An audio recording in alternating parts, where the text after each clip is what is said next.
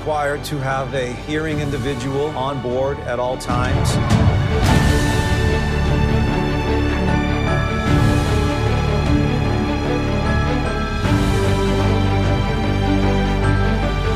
I can't stay with you for the rest of my life. Jamal Finkley, BLACKTREE TV.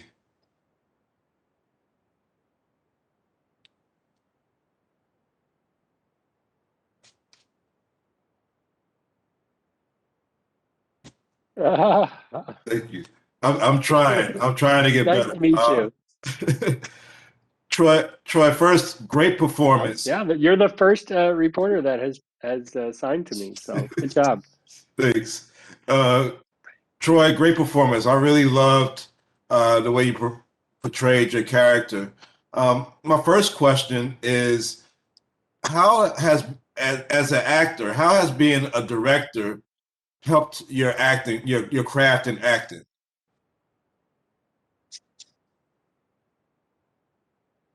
That's an interesting question. As a young guy, I really always did want to direct. And back in the 80s and even the 90s, those opportunities were limited. Almost all directors were hearing. They depended on audio. And I realized, well, how's that going to happen for me? And then at deaf theaters like National Theater of the Deaf, NTD, and Deaf West Theater, there were more opportunities. And I pursued those because I ended up becoming an actor. And then through that, I would get to see the directors that I work with and learn their different styles. And when they asked me to be an actor, I was always very attuned to the directors that I worked with. And I learned so much from all of them. I noticed that most directors, they work closely with the actors, and sometimes they're former actors themselves. And I thought maybe I should just do this acting thing for a while and learn some more. And things have changed over time. I've experienced both roles, and now I have a clear idea of the differences on stage and also with TV and film, which use more technology. It requires different planning. My wife was in a show called Sue Thomas FBI. Her name is Deanne Bray, and she's my real wife. And the advantage is that I got to see her on set of that show anytime I wanted to. And I observed how they made things work. That had to do with lighting. I would watch that all day. And then the next day, I would focus on the director of photography and observe them. And the next day, I would check out the stunt coordinator and see how they plan the fight scenes and the chase scenes. And I was able to absorb all of that, and that gave me a greater understanding about each of their respective roles. And now, in terms of having recurring roles with Sue Thomas FBI for my wife, that was a huge benefit for me to observe all these different people, actors and other directors, and all that has come together. That has given me a rich experience, both on stage, TV, and film. And I have to say, it's priceless. I don't have to go to school for it and to pay tuition and sit there at boring lectures and watch the interpreter all day. I was there. It was a real life education, and I learned the best lessons there. And turning the question around, how do you think Sean, as a hearing person, how was she able to interpret the world of deaf people in this movie CODA? Like how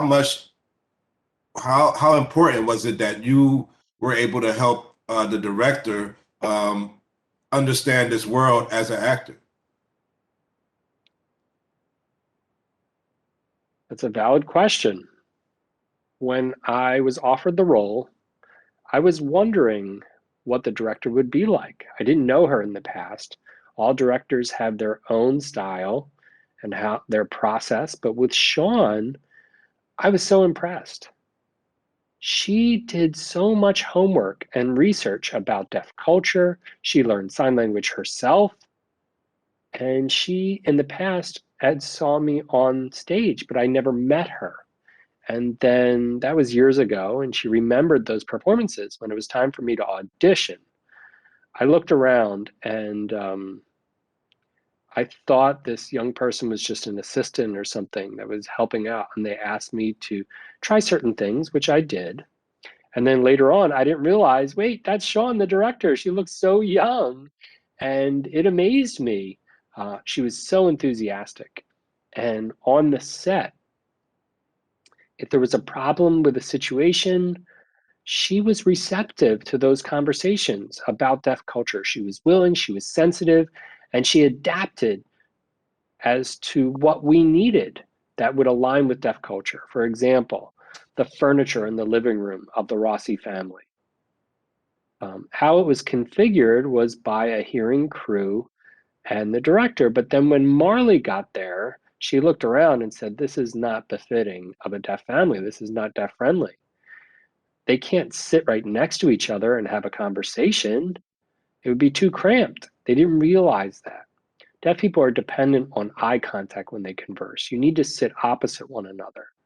They moved it around and the camera had to change its angle, but that was the beauty of a director like Sean, who was willing and receptive to do what was best to depict deaf culture and wasn't worried about how things would sound necessarily. I was impressed that she advocated with the producers because sometimes in the silent scenes, they wanted to add some kind of noise or music to calm the audience. But she said, hold on a second.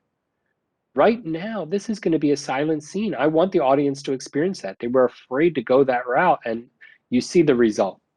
And people get a greater understanding. And I'm grateful to have such a wonderful director like Sean because of all those things. Whether she's hearing or not, she did her homework, bottom line.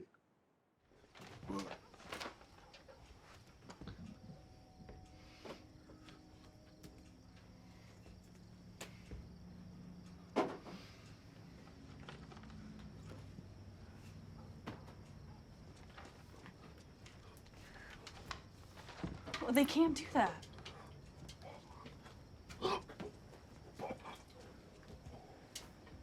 I've told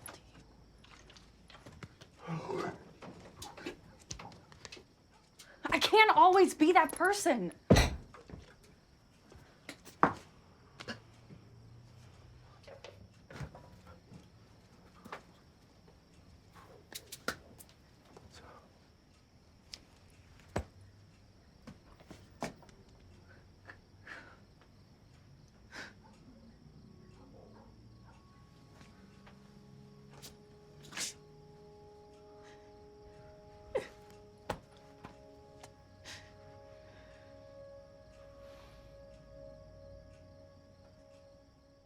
Well, it was a beautiful movie. One of the best scenes for me was when you was able to hear Emily's character song by touch and feeling it. And I loved, I thought that was beautiful. It made me want to feel a song. And I hope to learn more about the deaf community. And I'm glad that this movie gave us a chance to interact, even if on screen.